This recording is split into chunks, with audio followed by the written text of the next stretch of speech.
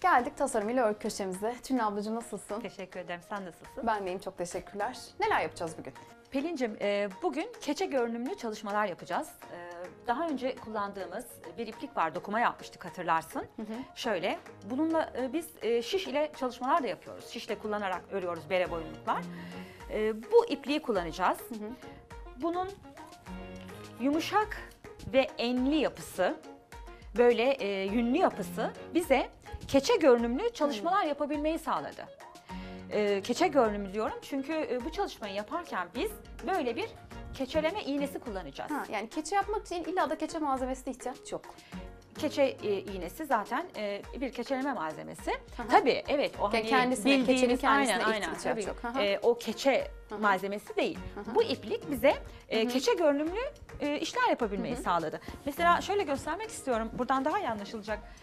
Sadece biz şal çalışmadık. Tabii bu çalışma bize böyle pançolarımızın üzerine de, yeleklerin üzerine de keçeleme yapmayı sağlayacak. Mesela bayağı bir desen çalışması evet, orada aslında. Böyle gördüğün gibi çok güzel dışı yünlü bir yapı. İçinde mesela iplik. Biraz önce gösterdiğim iplik. Bu yönden çalışılıyor. Fakat dışında böyle keçe yapmış gibi, keçeleme olmuş gibi bir görünüm kazandırıyor bize bu çalışma. Şimdi o zaman şöyle gösterelim. Bugünkü çalışmalarımız böyle şallar. Böyle şallar yapacağız. Çok güzel yıldız şekilleri var Yıldız üstünde. şeklinde. Şöyle bir de takayım istersen. Tak bir görelim. Şöyle bir gösterelim. Boyu da çok güzelmiş. Bazen diyorum ki programda böyle mankenlere koyuyoruz. Diyorum mankenin üzerinde konuşmuşuz. Niye bir alıp takmamışız, Burada has manken göstermemişiz. var ya. Niye onları koyuyoruz değil mi? Böyle şallar yapacağız. Çok güzel. Bunlar Şimdi simli olan iplikler. bu Şimdi hem simli. düzü var hem simlisi var bunların. Evet, evet. Şimdi bu böyle simli bir iplik. Tabii bu da simli.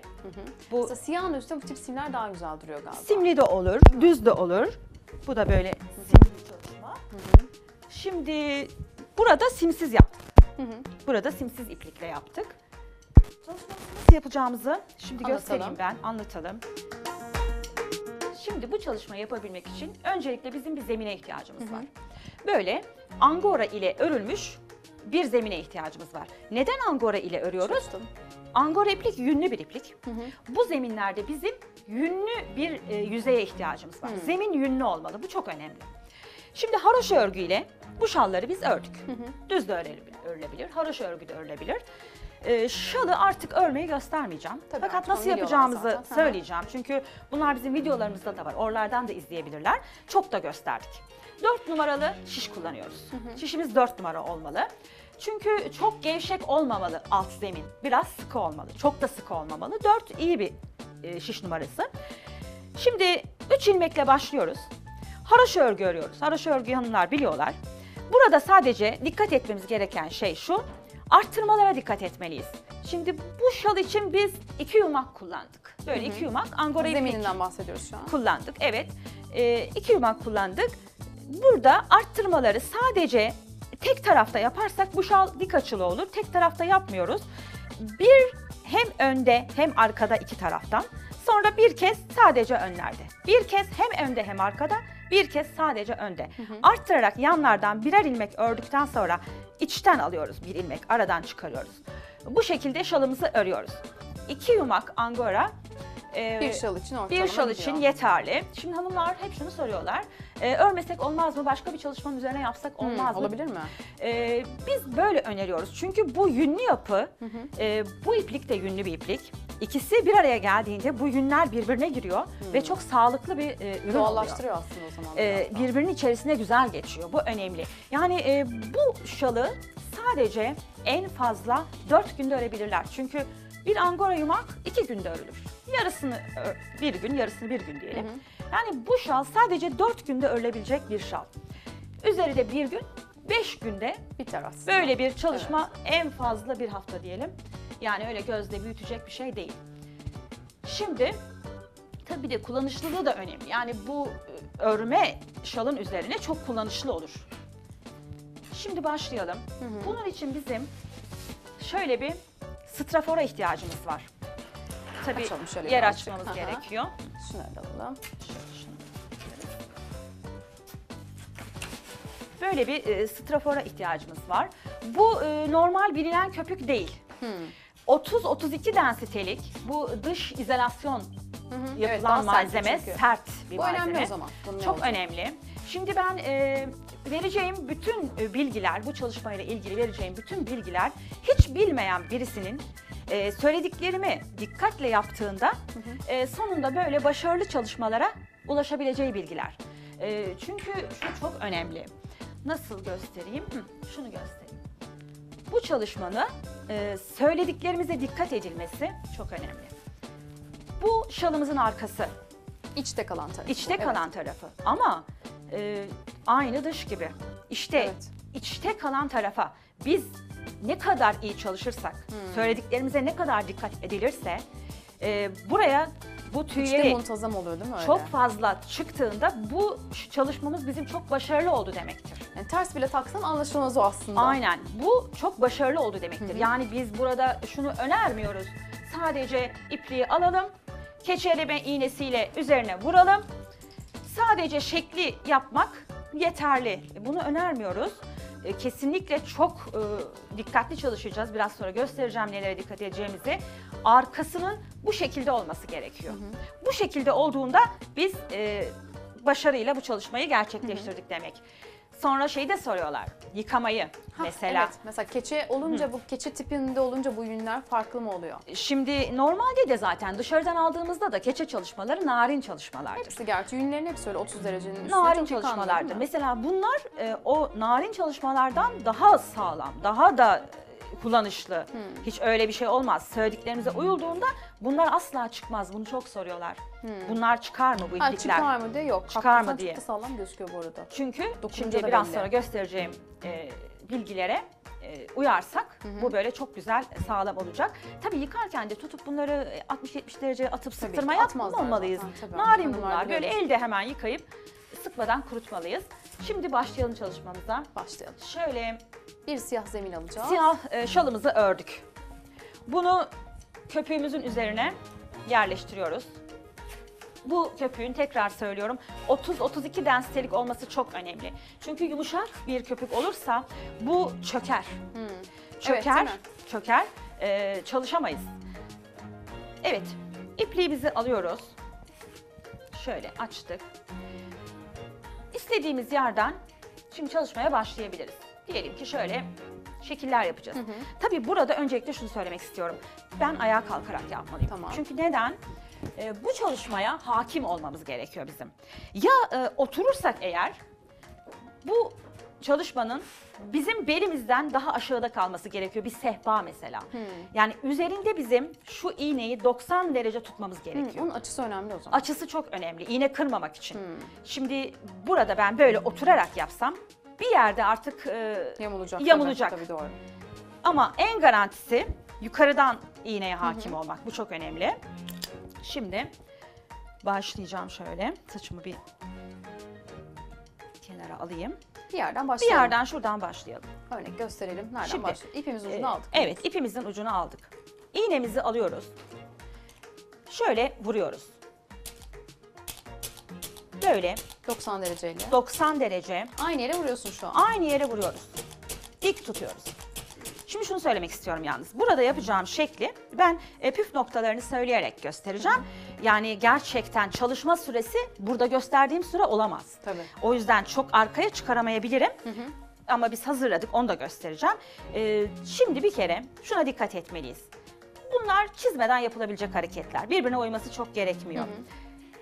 İpliği tutmayacağız, kasmayacağız. Yani böyle şekil verip, şimdi ben buna şekil verdim.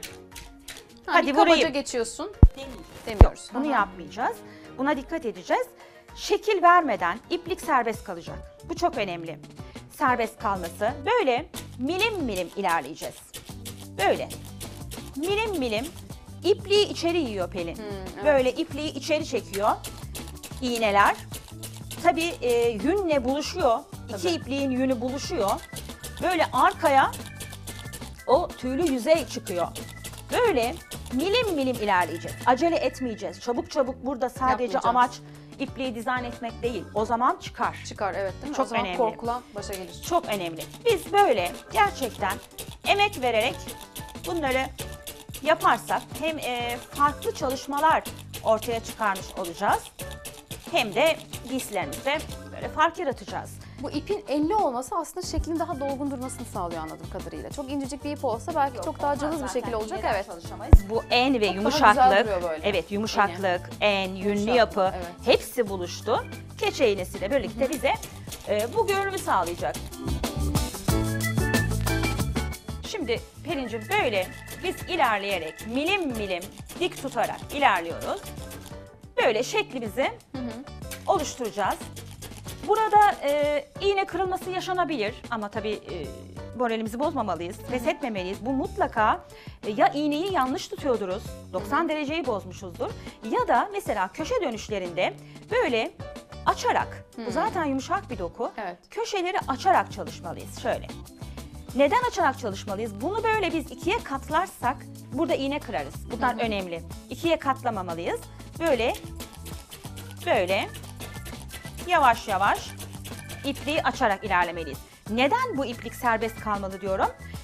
Burada diyelim ki şu kadar bir iplikle çalışıyoruz. Bunu içeriye gömdüğümüzde bu kadar kalıyor. Anladım. İçeriye alıyor ipliği ama biz bunu kasarsak böyle bir belli bir noktadan bunu içeriye alamaz ve arkaya geçmez, evet. çıkmaz. Şimdi şunlar çok önemli. En baştaki bu sabitleme çok önemli. Bir de kestiğimizde mesela Diyelim ki böyle ilerliyoruz. Tabii çok fazla süre gerekir benim bunu tabii. yapmam için. Şöyle o zaman tutturuyorum. Tabii kesinlikle sizler böyle yapmıyorsunuz. Böyle yapmıyorsunuz. Burada benim vaktim olmadığı için böyle çalışıyorum. Diyelim ki böyle bir şekil yaptık. Kestik. İpliği bakar mısın nasıl içine alıyor? Kısalıyor hemen orada. Kısalıyor. Tabii. Çok iyi vuruyorum burada. Böyle biten yerleri, kestiğimiz noktaları çok iyi vurulmalı. Çok iyi buraları sabitleyeceğiz ki bunlar Çıkmasın, açılmasın, tabii. çıkmasın. Yani ilk başlangıç ve bitiş noktası burada çok önemli. Çok önemli. Şimdi o zaman ben oturarak devam edeyim. Şimdi biraz önce gösterdiğimiz şöyle Yıldızlı. yıldız çalışmamızı bir açalım. Burada küçük yıldızlar, büyük yıldızlar yapılabilir. Değişik. Köşeler üzerine iplik katlanmadan, bindirmeden dizayn edilecek.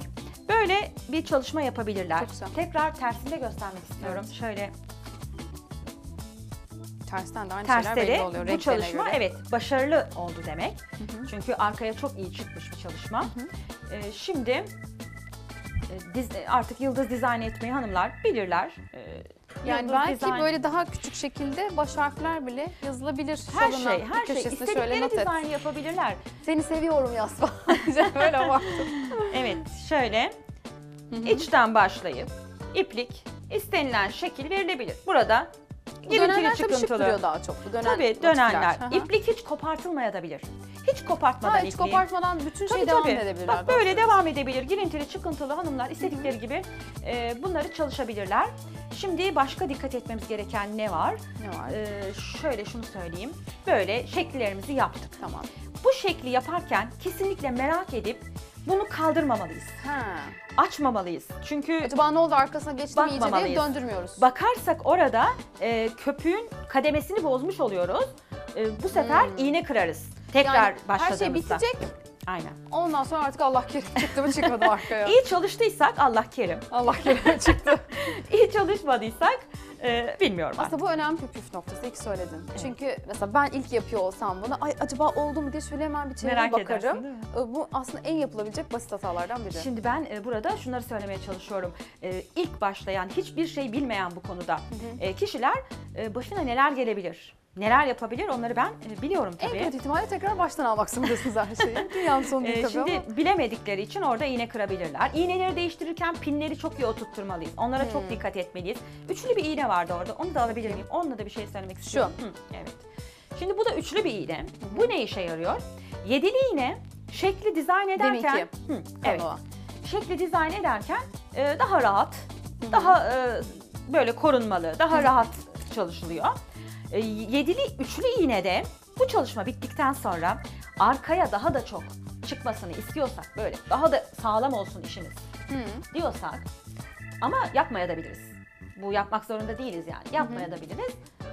Şöyle yapacağız. Bununla üzerine Tekrar mı geçiyoruz? tekrar geçeceğiz. Daha böyle Bu- iyicene Evet, sıkılaşmasını sağlıyor. bu daha da içine alacak.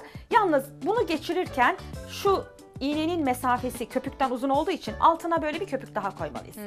Sonra Diğeri gibi korumalı değil çünkü. evet, köpüğü kullandığımız yerlerde bir daha iş yapamıyoruz, kullanamıyoruz. Kullanamıyoruz. O yüzden biraz iktisatlı böyle şekilleri köpüğün her yerinde kullanılabilecek Anladım, gibi anladım. ayarlamalıyız. Tabii çalışma bitsin derken şunu demek istedim. Şimdi burada köpüğümüz büyük. Tabii. Ama bu şal daha büyük. Burada çalışacağız. Şeklimiz biterse bitti diyelim şekil. Bunu kaldırabiliriz. Şekil yarımken biz bu Anladım. şalı kaldırmayacağız. Şeklin bitmiş olması lazım. Şekil bitecek, kaldırırız. Ondan sonra kaydırırız şalımızı. Gene devam ederiz. Şimdi şurada açalım istersen. Açalım. Böyle Ha evet, şimdi köpük açarken yani şöyle. strafor deforme oluyor, o yüzden Tabii, tekrar kullanamıyoruz. kameraya doğru da alırsak. Açalım. Şimdi bunu açarken belki 10 kez şöyle milim milim ilerleyeceğiz. Atlamayacağız. Şunu kesinlikle yapmamalıyız.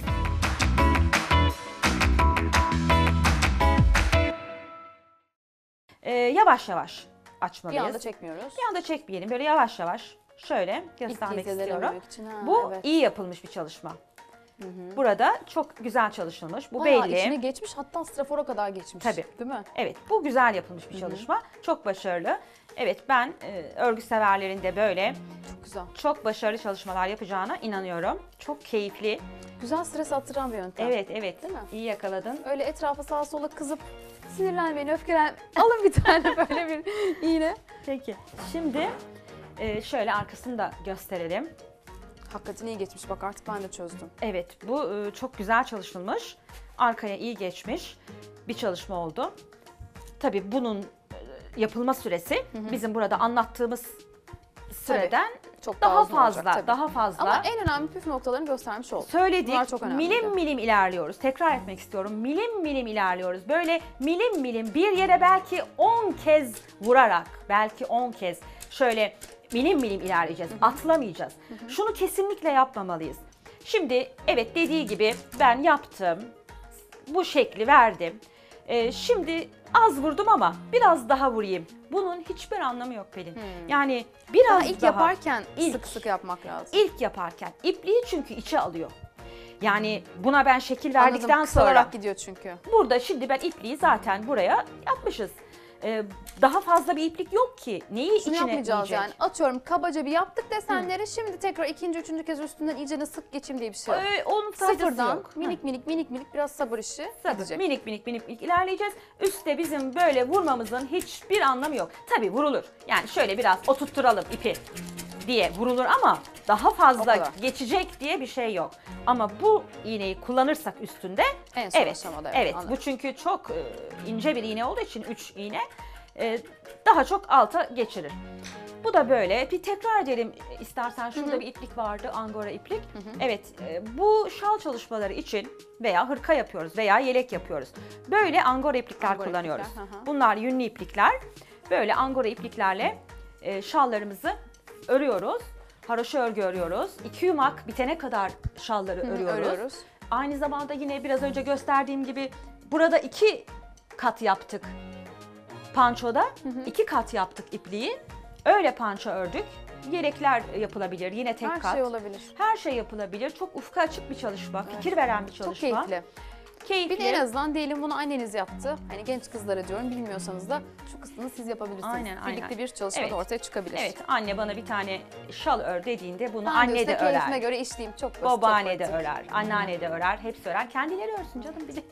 Kendileri de örsün. Güzel oldu valla. Eline sağlık. Değişik Teşekkür bir şey ediyorum. anlatmış olduk. Bir sonraki programda görüşmek üzere.